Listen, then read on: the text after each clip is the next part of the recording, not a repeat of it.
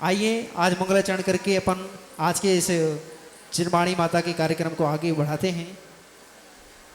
सभी लोग हाथ जोड़ लेंगे।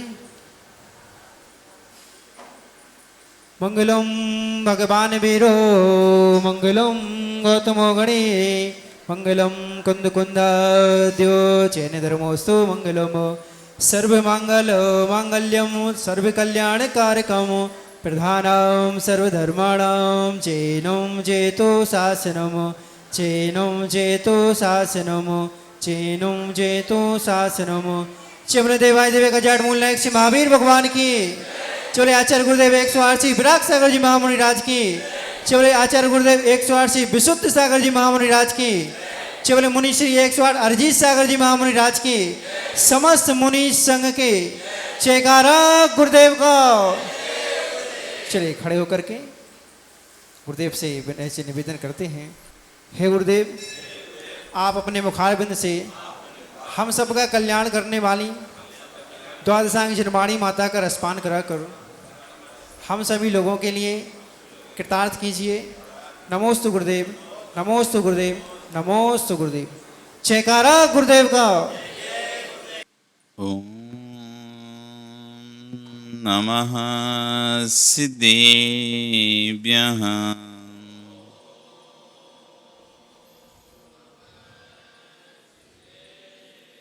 ओम नमः सिद्धेभ्यः।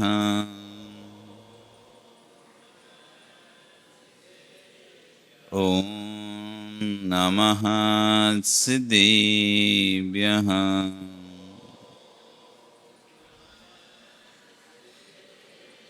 सत्वेषु मैत्रीं गुणेषु प्रमोदम् क्लिष्टेषु जीवेषु कृपापरस्त्वं माध्यस्थभावं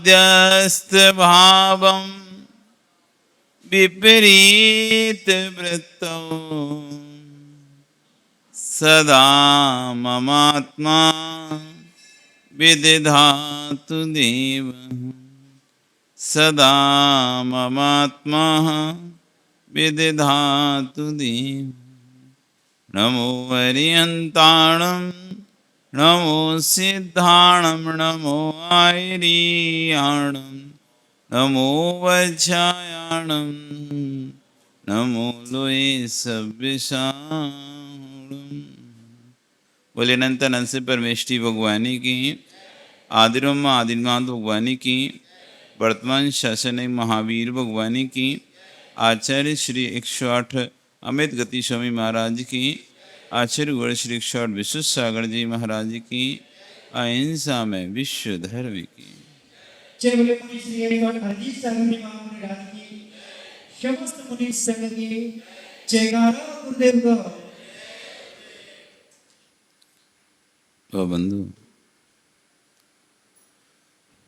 वर्तमान शासन न्यायिक वर्धमान स्वामी के शासन में तीर्थंकर प्रभु की चरण निश्राम में बैठकर हम सभी जिन देशना का श्रवण कर रहे हैं। आचार्यगण अमित गति स्वामी महाराज ग्रंथराज भावना द्वादशिका में अपने नवीन श्लोक गाथा सूत्र में आज भगवान के सामने बैठकर भावना भा रहे हैं। हे भगवान, आपके दोनों चरण कमल मेरे हृदय में उत्कीर्ण हो जाएं।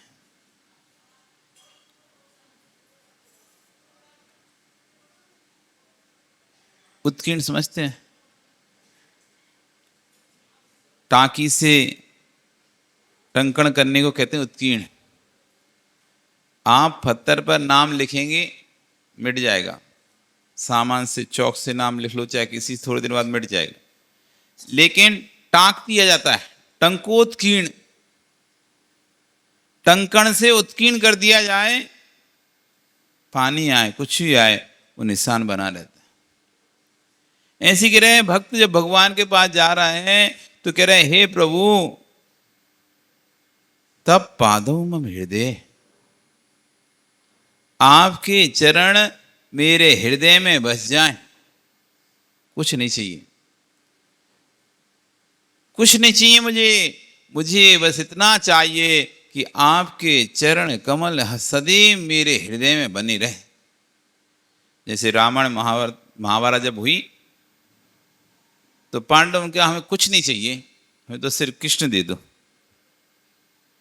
और कौरवों ने पूरी सेना ले ली। नारायण की इतनी बड़ी सेना थी, सारी 8 अक्षौणी 9 अक्षौणी सेना नारायण के पास रहती है, पूरी सेना कौरवों ने ले ली, लेकिन पांडवों ने क्या लिया? सिर्फ एक कृष्ण, वो भी बिना शस्त्र वाला।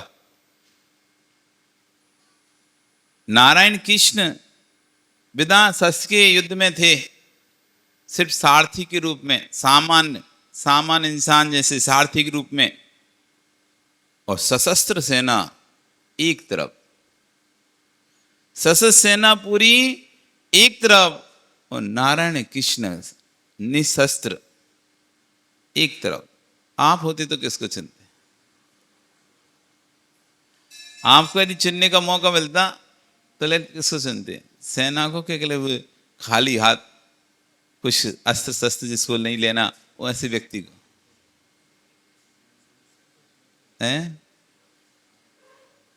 सेना ही चुनते आप। लेकिन पांडवों ने देखा कृष्ण भले निशस्त्र हो सकते हैं, लेकिन कृष्ण जैसा पुण्यात्मा जीव ये सेना नहीं हो सकती। जो जीव 3 खंड का अधिपति हो, जो जीव नारायण हो, उसके पुण्य के आगे कितनी भी सेना क्यों ना हो, वो सब फीकी रहेगी।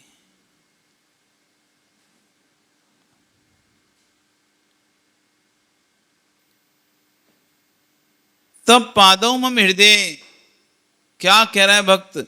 हे प्रभु, तुम्हारे दोनों चरण, आपके दोनों चरण मम हृदयम, मेरे हृदय में विराजमानो, मम हृदयम तब पद्वय लीनम, और मेरा हृदय आपके चरण कलनों में सदैव लीन रहे। मतलब इस हृदय में कभी भी और कोई चीज दिमाग में आए नहीं आपके अलावा, आप में ही लीन रहूं, हमेशा आपकी भक्ति में ही लीन रहूं, ऐसी भावना भा रहा है। तिष्ठतु जिनेन्द्र तावत, कब तक? यावन निर्वाण संप्राप्ति, जब तक मुझे मोक्ष की प्राप्ति ना हो जाए। आज से कुछ मांगने जाना हो भगवान के पास तो हनुमान जैसा मांगना। आचार्य कह रहे हैं हनुमान जैसा मांगो। जब युद्ध खत्म हो गया, राम रावण का युद्ध जो था, सीता के लिए युद्ध चल रहा था, युद्ध समाप्त हो गया। समाप्त होने के बाद कुछ समय तक राम राज्य किए लंका में। लंका में राज करके विभीषण को राजा बनाकर, क्योंकि पहले ही बोल दिया था विभीषण को राम ने, हम लंका का राजा तुमको बनाएंगे। लंका जीतने के बाद, सीता को छुड़ाने के बाद, हमको यहाँ रहने की हमको कोई लोभ से तुम यहाँ पे युद्ध नहीं कर रहे हैं, हम तो सिर्फ अपनी भार्या को प्राप्त करने के लिए युद्ध कर रहे हैं, और आप हमारी मदद कर रहे हैं। हमें आपकी संपत्ति से किंचित मात्र भी राग नहीं है, और ना हमको आपकी संपत्ति चाहिए। हमें तो सिर्फ अपनी स्त्री से मतलब है। आप सामान्य से दे दे रावण तो हम लेके चुपचाप चले जाएंगे। हम कोई युद्ध नहीं करना चाहते, कोई किसी को हानि नहीं पहुंचाना चाहते। सीता को लौटा दे, हम चुपचाप चले जाएंगे। और नहीं लौटाता तो हम युद्ध करेंगे, और युद्ध में जीतने के बाद जो राज्य है मैं तुमको सौंप दूंगा। सो राम राज्य सौंपकर चले गए। अयोध्या पहुंचे और बड़े ठाट बाट से अयोध्या में प्रवेश किया।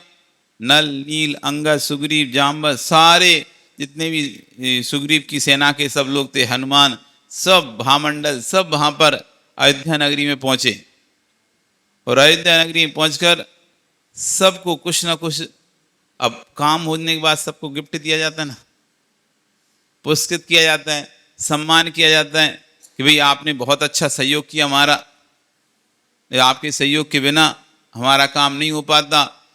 ऐसे करके सबको पुरस्कार दिया जाता। तो सबको पद बांटे जा रहे थे, किसी को किसी जगह क्षेत्र का राज्य दिया जा रहा था, किसी को किसी कहीं का राज्य दिया जा रहा था, क्योंकि सारे राज्यों पर तो जीत करके सबको अपने अधिकार में करके आई थी। 3 खंड हो गए ना अब लक्ष्मण के पास, पूरा भरत खंड, आर्य खंड, 2 मलिच खंड, ये सब अब लक्ष्मण के हाथ में आ गए, क्योंकि नारायण बन गया। पहले नारायण पिति नारायण रावण था और रावण को जैसे ही मारा तो नारायण लक्ष्मण हो गए। अब लक्ष्मण का अधिपत्य हो गया पूरे 3 खंडों पर। तो जगह जगह राम सबको पद दे रहे थे। तो हनुमान को पास जब पूछा गया कि तुमको क्या चाहिए, मांग लो, कौन सा पद चाहिए, तो हनुमान बोला मुझे 1 नहीं 2 पद चाहिए। तो राम कहते हैं ठीक है भैया, इसने ज्यादा मेहनत की है, औरों से ज्यादा इसने मेहनत की है। लंका गया समुद्र को पार करके अकेला, और देखो कितनी हिम्मत कि रावण की सभा में जाकर रावण को चुनौती देकर पूरी लंका को ध्वस्त करते हुए बाहर निकला। लंका में घुसा, राम तो बाद में पहुंचे ना, पहले कौन पहुंचा था? हनुमान पहुंचा था। पहले लंका को ध्वस्त किसने किया? वो सोने की लंका धू जल रही थी। पद्म पुराण में जब आप पढ़ोगे तब आपको उसमें बताएंगे ऐसी स्वर्ण लंका, ऐसे उपवन, ऐसे बगीचे, फलों से फलदार बगीचे, उनकी ऐसी हालत हो गई। उस हनुमान ने उस पूरी लंका को ऐसा कर दिया जैसे कि लंका कहते ना विधवा कन्या, विधवा स्त्री के जैसे हो गई। जो लंका सजरी जो दुल्हन होती है ना, सजी सबरी, उसके जैसी जो लंका थी, जगह जगह उपवन, फूल, तोरण, द्वार लगे हुए थे, बड़ी बड़ी अट्टालिकाएं थी, ऊंचे ऊंचे महल थे, जो नगर के मार्ग थे एकदम साफ स्वच्छ थे। उसने ऐसे कर दिया जैसे कोई तूफान आने के बाद आप रोडों की हालत देखो।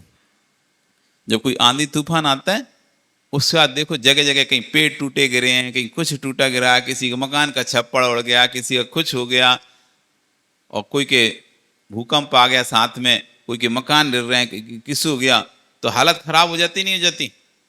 ये युद्ध के बाद की स्थिति देखो आप, जहाँ जहाँ युद्ध हो रहे हैं वहाँ बम फूट रहे हैं, बम गिर रहे हैं। उसके बाद उन शहरों का नक्शा देखो आप, मलबे के ढेर लगे हैं जगह जगह। तो ऐसे जब हनुमान ने जाकर उपद्रव किया, हनुमान को रावण ने पकड़ ला, मेघनाथ ने पकड़ लिया, और कोई तो नहीं पकड़ पाया, मेघनाथ पकड़ के लेके आ गया रावण के पास। ये है उपद्रवी। तो वो तो चाहता था कि मुझे रावण के पास एक बार लेके जाया जाए, तो लेके जाया गया उसे रावण के पास। उसने रावण को राम का संदेश दिया, अभी भी मौका है, श्री राम अभी भी आपको माफ कर सकते हैं, बशर्ते आप सीता मां को ससम्मान उनके पास लौटा दो। रावण अहंकार में मेरा नौकर होकर, क्योंकि सब आदिनस्त तो रावण की थे ना, हनुमान के पिता पवनजय रावण के अधीनस्थ राजा थे, सामंत राजा होते ना, एक राजा के अधीनस्थ दूसरे राजा, ऐसे ही रावण सबसे बड़ा राजा था और उसके अधीनस्थ ये सब आते थे। हनुदीप आता था जिसके राजा थे पवनजय, पवन पुत्र हनुमान बोलते ना, तो पवनजय इनके राजा थे और वो उसके अधीनस्थ थे। जब जब रावण को कोई काम पड़ता था, किसी युद्ध करना होता था, वो अपने अधीनस्थ राजाओं को खबर भेजता था, जाओ तुम लड़कर आओ। तो अंजना के प्रकरण में पवनजय रावण की तरफ से लड़ने तो गया था, फिर उसके बाद एक बार हनुमान भी रावण की तरफ से लड़ने गया था। जैसे अपनी भारतीय सेना कभी कभी दूसरे देशों में जाती ना, जब बुलाया जाता नहीं भाई आप आओ युद्ध में, आपके कुछ सैनिकों को भेजो, तो अपनी देश के सैनिक संयुक्त मोर्चा के रूप में फिर दूसरे देश से लड़ने जाते हैं, हेल्प करने जाते हैं। तो ऐसी 2 बार तो हनुमान खुद रावण की तरफ से लड़ने गया था और विजयी होकर आया था। उसका पिता भी रावण की तरफ से लड़ने गया था। हनुमान का दादा भी, मतलब परंपरा से रावण के अधीनस्थ सामंत चले आ रहे थे। लंका के अधीनस्थ थी सारी लंका, बड़ा साम्राज्य था लंका का, उसके अधीनस्थ ये सब चलते थे। तो कहते हैं मेरा सेवक होकर मुझे ही आंख दिखा रहा है, अभी मजा जगाता हूं, पकड़ो उसे, बांध दो अच्छे से। बांध दिया उसे और डाल दे उसे कारागार में। और जैसे उठे, वो तो उस समय तो बंधा हुआ था, जब तक उसकी स्वयं का इच्छा थी तब तक बंधा था। और जैसे ही उसने उल्टा सीधा बोलना शुरू किया, उसने कहा अब दिखाता हूं मुझे। और सारे बंधनों को तोड़ के और उसने एक लात मारी, ये अट्टालिका गिरी, दूसरी लात मारी, वो अट्टालिका गिरी, ये पेड़ उखाड़ा, वो पेड़ उखाड़ा, ये महल उखाड़ा, वो ऐसे करके पूरे लंका को तहस नहस करके लौट के आया था। वो चाहता था उस समय, क्योंकि हनुमान कामदेव होते हैं, कामदेव, और कामदेव तद्भव मोक्षगामी होते हैं, उसी भव में मोक्ष जाते हैं। और वज्र विषभ नाराज सैननधारी होते हैं, नारायण से बड़े होते हैं। क्यों? क्योंकि उनको तो उस भव में मोक्ष जाना है, पिति नारायण को तो नरक में जाना है। एक को तो नरक में जाना है पिति नारायण को, और उनको तो उसी भव से मोक्ष जाना है। तो कितना उनके शरीर में बल होगा, पिति नारायण से भी अधिक बल होता है। पावर पिति नारायण के पास ज्यादा है, वैभव पिति नारायण के पास ज्यादा है, लेकिन शक्ति कामदेव के पास ज्यादा थी। जैसे तीर्थंकर के पास शक्ति होती है, नेमिनाथ के पास वैभव नहीं था। राजा था कृष्ण, नारायण कृष्ण राजा थे, उनके पास 3 खंड का राज था कृष्ण के पास, पर नेमिनाथ के पास कोई राज्य नहीं था। उनको तो अपने पिता का जो राज, वही राज मिलता, जितना राज पिता करते बस वही, समुद्र विजय का जो राज होता वो राज मिलता। नारायण के पास 3 खंड, लेकिन शक्ति नारायण से 1000 गुना अधिक थी उनके अंदर, तीर्थंकर के अंदर। ऐसी हनुमान के अंदर शक्ति बहुत थी। वो चाहते तो उसी समय युद्ध खत्म करके सीता को ढाकर ले आते, लेकिन नहीं, ये काम राम का ही है, राम को ही करने दो, और तहस नहस करके लौट गया। तो राम कहते तुमने बहुत बड़े बड़े काम किए हैं, तुमने सीता का पता लगाकर उसे सांत्वना दी। नहीं तो जब कोई व्यक्ति इंतजार कर रहा है और यदि उसे पता नहीं चले कि सामने वाला कितनी देर तक आएगा, कब तक आएगा, तो वो तो बेचैन होता रहता है ना। वो कम से कम एक बार पता चल जाए कितने सामने वाला निकल चुका है, आ रहा है, तो एक तसल्ली हो जाती। अब सीता को ही पता ही नहीं था कि राम को पता चला भी कि नहीं पता चला कि मैं यहां पर हूं रावण के कैद में। तो जैसे ही हनुमान पहुंचा तो एक तसल्ली हो गई। जिसने उपवास धारण किए थे, जिसने ये व्रत ले लिया था, जब तक राम की खबर नहीं सुनूंगी तब तक अन्न जल का त्याग कर दिया। उसने पानी तक नहीं पिया था। उसे अशोक वाटिका में जितने दिन रही, 10-15 दिन, कितना दिन याद नहीं आ रहा, उतने दिन उसने उपवास की। उपवास जब हनुमान के द्वारा 15 दिन बाद उसको खबर मिली कि राम को पता चल गया है और मैं आपको ये अंगूठी देने आया हूं, आप सांत्वना रखो, आप कहो तो मैं आपको ले चलता हूं। तब सीता ने कहा नहीं, मुझे मत लेके जाओ, ऐसे मेरे पति ही मुझे छुड़ा के लाएंगे। आप उनसे बोलना कि मैं आपके इंतजार में बैठी हुई हूं और ये प्राण तब तक ही हैं जब तक आप सुरक्षित हैं। आप सुरक्षित हैं, मेरे प्राण भी सुरक्षित हैं। तब सीता ने अन्न जल पहली बार ग्रहण किया। तो ये उपकार राम याद था कि तुमने सीता को मेरी खबर पहुंचाकर उसके प्राणों की रक्षा की, इसलिए बोलो तुम्हें क्या चाहिए। तो उसका मुझे 1 नहीं 2 पद चाहिए। कि 1 नहीं, चलो तुम 2 पद बोलो, कौन कौन से 2 पद चाहिए। हनुमान धीरे से खड़े होकर श्री राम के दोनों पांव को पकड़ लेते हैं और कहते हैं कि मात्र ये 2 ही पद चाहिए मुझे। और जगत में कोई पद नहीं चाहिए। जिसको 3 लोक के नाथ के चरण मिल गए हैं, अब उसे किसी और पद की आवश्यकता नहीं है। देश का, राष्ट्र का, समाज का पद, ये तो पाप को बढ़ाने वाला है। राज समाज महाअज्ञ कारण, बैर बढ़ावन हारा। बेस्यासम लक्ष्मी चंचल, या का कौन पत्यारा। राज समाज महाअज्ञ कारण, महान पाप का कारण है ये राज्य के पद, समाज के पद। क्योंकि व्यक्ति अपना स्वभाव भूल जाता है। जब तक पद नहीं होता तब तक स्वभाव दूसरा होता है। जब तक पद नहीं होता तब तक स्वभाव दूसरा होता है, और जब पद पे आ जाता है तो व्यक्ति का स्वभाव बदल जाता है। इसलिए हम नहीं कह रहे, ये आचार्य ने लिखा है, राज समाज महाअज्ञ यानी पाप, महाअज्ञ कारण बैर बढ़ावन हारा। बैर को बढ़ाने वाला है। जितने राजकाज हैं सब में बैर ही बढ़ते हैं। जितने राजकाज हैं सब में बैर ही बढ़ते हैं। यदि कोई पद तुझे स्वीकार करना हो तो 5 महापद स्वीकार करो। यदि तुम्हें पद की होड़ है, मुझे पद चाहिए, पद चाहिए, पद चाहिए, तो आचार्य ठीक है, 5 परमेष्टि पद को प्राप्त करो। बनो ना, पद चाहिए, ऐसा पद प्राप्त करो। ये छोटे मोटे पद क्या प्राप्त करते हो? 3 साल बाद हटा दिया जाएगा, 5 साल बाद हटा दिया जाएगा। पद प्राप्त करना तो ऐसा पद प्राप्त करो जिस पद से कोई तुम्हें हटा ना पाए। पद क्यों चाहता व्यक्ति? इसलिए चाहता है कि पूछ हो समाज में, पूछो, अपनी बात को रख सके, इसलिए पद चाहिए। तो पद चाहिए तो ऐसा पद लो जहां तुम्हारे हमेशा ही पूछ होती रहेगी। इस पद में तो, सामान्य पद में तो 3 साल 5 साल पूछ होगी, लेकिन मुनि पद को प्राप्त कर लो, जीवन भर पूछ होती रहेगी। जीवन भर लोग तुम्हारी बात सुनेंगे। पद प्राप्त करना है तो ऐसा पद करो।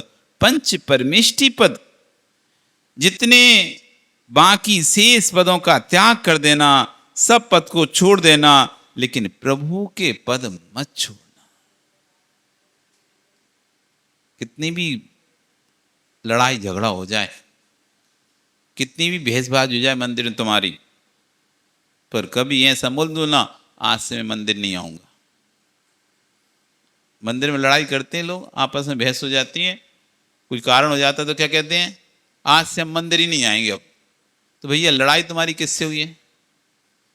उसके घर मत जाओ जिससे लड़ाई हुई है। भगवान से तुम्हारी कोई लड़ाई नहीं है, भगवान से तुम्हारा कोई झगड़ा ही नहीं है, तो भगवान के पास आना क्यों छोड़ रहे हो?